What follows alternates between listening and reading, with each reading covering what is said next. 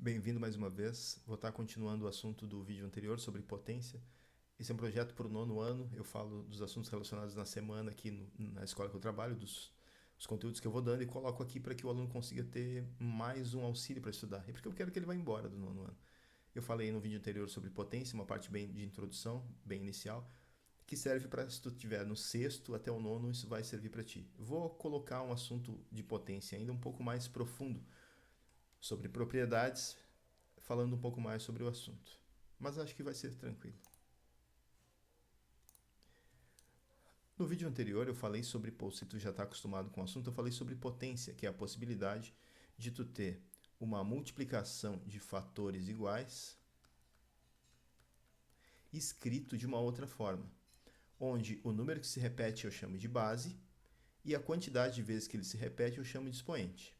O 3 se repetiu 4 vezes, então eu posso escrever dessa forma. Da mesma maneira que eu posso ter escrito desse jeito e transformar isso em escrito em forma de multiplicação. Eu só escrevi de maneira diferente, eu não resolvi nada. Se eu quiser saber o resultado disso, eu preciso executar essa multiplicação. 5 vezes 5 dá 25, 5 vezes 25, 125. Se eu quiser o resultado disso aqui, 3 vezes 3 dá 9, 3 vezes 9, 27, 3 vezes 27, 81. Isso é a parte inicial de potência. O que eu consigo fazer mais com potência? O que aparece mais sobre potência? Potência tem, como todos os assuntos, eles têm propriedades, tem coisas que são particulares, que são próprias desses assuntos. Das potências, a primeira que eu vou te falar é sobre potência de potência. Imagina que tu tem um número elevado a um expoente e tudo isso está entre parênteses elevado a um outro expoente. Para resolver isso, tu vai simplesmente multiplicar os expoentes. Tu vai repetir a base e vai multiplicar os expoentes. Isso vai dar 2 elevado a 6. Não esquece que a relação da base com o expoente é diferente. A base se repete tantas vezes quanto o expoente mandar. Isso aqui é uma potência de potência. Nesse caso específico, tu multiplica os expoentes. E se eu tivesse mais um colchete ou mais objetos dentro de mais objetos? Vou usar o mesmo 2 elevado a 3. Vou colocar um parênteses, como estava no outro, elevado a 2, um colchete, elevado a 3.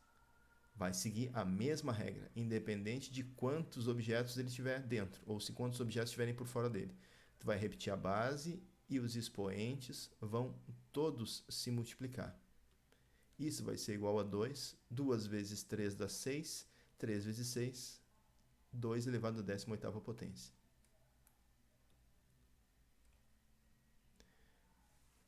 Outra propriedade.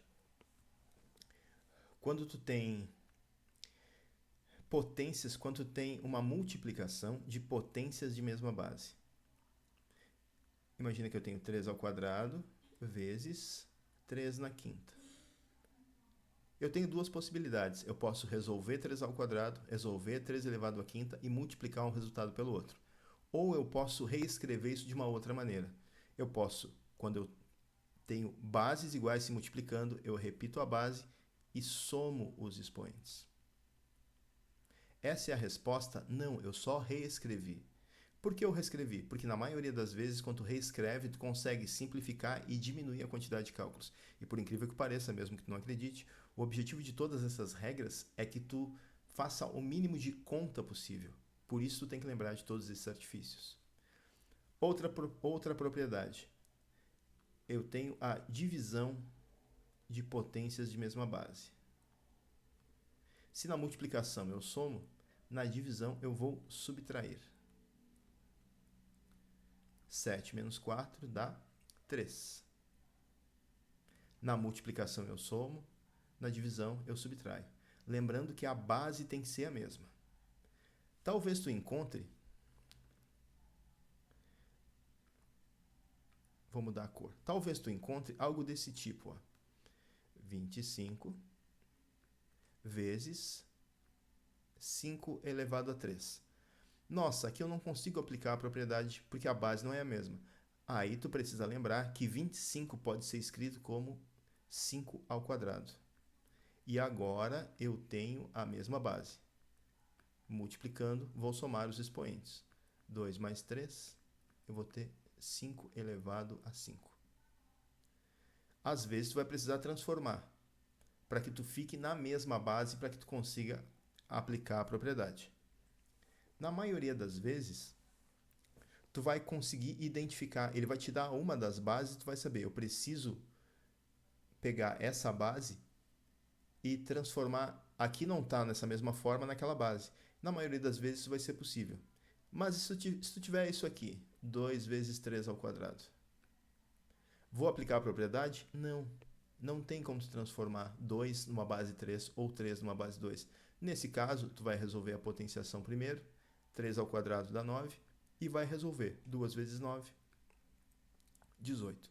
Nesse caso, não tinha possibilidade de eu resolver de outra forma. Somente isso. Quando for possível, tu vai resolver de outra forma. Quando não for possível, tu não vai resolver, e é simplesmente isso. Uma pergunta bem comum que as pessoas fazem é onde eu vou usar isso na minha vida. Por incrível que pareça, isso é para desenvolver o teu raciocínio. Uma outra coisa. Em algum momento vai aparecer um expoente negativo.